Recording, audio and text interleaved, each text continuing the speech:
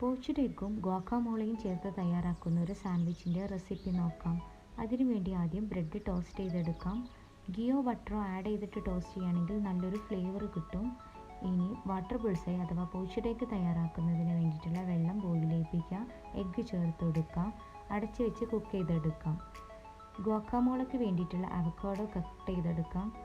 നല്ല ഫ്രഷ് ആയിട്ടുള്ള പഴുത്ത അവക്കാഡോയാണ് ഇതിന് ടേസ്റ്റ് ഉണ്ടാവുക. അവക്കാഡോ നല്ലതുപോലെ സ്മാഷ് ചെയ്തെടുക്കാം.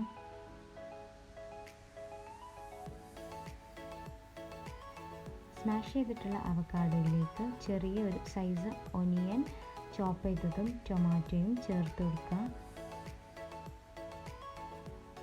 ആവശ്യത്തിനുള്ള മല്ലിയില, ഒരു ഹാഫ് ലെമൺ സ്ക്വീസ് ചെയ്തതും കൂടെ ആഡ് ചെയ്ത് കൊടുക്കാം.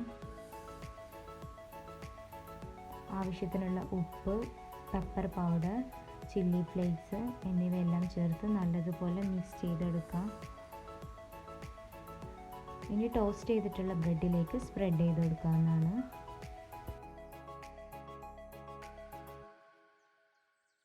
എഗ്ഗ് കൂടെ ചേർത്ത് സേവ് ചെയ്യാവുന്നതാണ്.